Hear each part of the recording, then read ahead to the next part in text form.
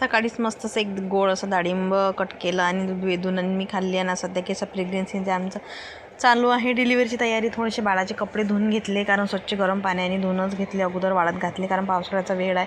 आणि लगेच मग वेदूचे पप्पा तिला अभ्यास करायला बसले. कधी मी बसते कधी ते बसत, असं दोघांच्या ड्युट्या आमच्या लागलेल्या असतात, कधी सकाळी कधी संध्याकाळी. आणि त्यांचं चालू होतं थोडंफार तिला सांगणं, कारण तसं जर तिला तेच सांगते पण थोडंसं लक्ष ते पण द्यावं लागते. लगेच मग मी कढी मळून घेतली. आज मेन म्हणजे विशेष पराठे होते पालकाचे करायला. मस्त असं पीठ मळून घेतलं. नंतर मग पराठे मस्त असे लाटून तव्यावर शेकून घेतले. आणि चालू होते सकाळचं, कारण सकाळची गडबड खूपच असते, कारण आमचा स्वयंपाक वेदूचा डबा. आणि सध्या तर मला काही जमूच नाही राहिलं स्वयंपाक, पण तसंही कसं चालू आहे आमचा सध्याचा. आणि नंतर मग वेदूची फरमाईश होती की मम्मी मला पराठा नको देऊ, मला पुरीच पाहिजे, पालक पुरी. मग तिच्यासाठी मग छान अशा मस्त पालकाच्या पुऱ्या पण तळायला घेतल्या. आणि त्याच्यासोबतच म्हणजे आवडीची टमॅटोची चटणी पण करायला घेतली. साधी सिंपलच चटणी करते मी. त्यामध्ये टमॅटो, मिरच्या, थोडासा लसूण अगोदरच फ्राय करून घेते. नंतर मग मिक्सरमध्ये पूर्ण काढून घेते. आणि मग तेलामध्ये जिरं, मोहरी, कढीपत्ता याच्या फोडणीमध्ये ते टाकून देते. थोडंसं फिरवलं की लगेच मग चटणी तयार होऊन जाते.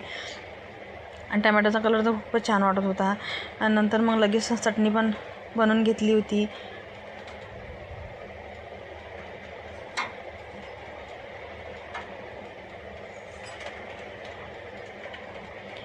आणि वेदूचं कसं नेहमीचंच वेगवेगळं डब्यात द्यावं लागते, कारण एकसारखं दिलं का मग लगेच ते जेवण नाही करत. पोळी एकसारखी पोळी भाजी तेच ते दिली की मुलांचे पण नखरे असतात. म्हटलं ठीक आहे, आज मस्त गरमागरम पुऱ्या आणि थोडेसे कलरफुल असे पुंगड्या पण काढून घेतल्या होत्या.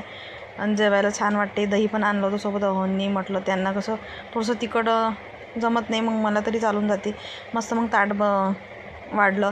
दही, टमॅटोची चटणी, मस्त पराठे आणि थोडेसे कलरफुल पुंगळ्या तळल्या होत्या. मस्त जेवण केलं दोघांनी. लगेच मग जेवण करताबरोबर वेदूचा टिफिन भरून घेतला. आज वेदूला फक्त पुऱ्याच पाहिजे होत्या, भाजी नव्हती पाहिजे.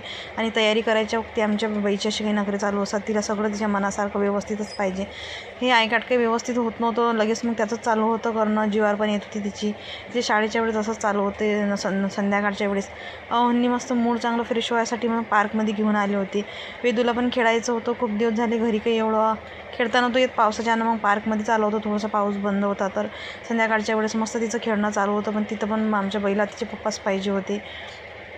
झुक्यामध्ये झुलायला 2-3 खूप सारे खेळणे होते, पण त्याच्यातले 2-3च तिनं निवडले, कारण तिला तीच आवडतात.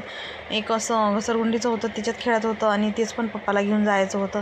पप्पा झाला पण निघाले मग दोघंजणं. त्यांचं ते खेळणं चालू होतं. वेदूचं ते लक्ष देत होती. मी थोडा वेळ बसली तिथं, कारण म्हटलं कुठं गर्दीमध्ये पावसामध्ये चिपचिप आहे, कुठं बाहेर फिरायला पुरते. आणि तिथूनच मग थोडंसं बाहेर पण जायचं होतं, कारण वेदूला नूडल्स खायचे होते. आणि नूडल्स तर आमच्या दोघीचे ऑल फेवरेट आहेत. कितीही खाल्ले तरी आमचं पोट पण भरत नाही आणि मन पण भरत नाही. तिला पण आणि मला पण, दोघीला पण सेमच आहेत. नूडल्स खूप जास्त आवडतात. अहोंना काही जास्त एवढे आवडत नाहीत, पण आमच्यानं ते आले होते घेऊन. दोघींना आमचं चालू होतं खाणं. एकमेकीला टेस्ट करत होतं आम्ही. त्यांना पण जबरदस्ती थोडंफार खायलाच लावली. खा म्हटलं तुम्ही, कारण त्यांना जास्त करून घरचंच आवडते. बाहेरचं काही ते त्यांना जास्त आवडतच नाही, पण आमच्या दोघींना जास्त करून बाहेरचंच आवडते. आणि थोडंसं खाल्लं. बाहेर येऊन चांगलं वाटलं. खूप दिवसानंतरच बाहेर आली होती. लगेच असं काही बाहेर येत नाही आम्ही, म्हणजे रोज तर काही येणं होतच नाही बाहेरचं खायला. दोघींनी मस्त खाल्लं. अहोंचं चालू होतं, जास्त काही त्यांना खायचंच नव्हतं. लगेच मग घरी पण यायचं होतं, कारण तिथंच पण खूप उशीर झाला होता. जवळपास 10च वाजले होते आम्हाला. चला बाय. आवडला सबस्क्राईब करा.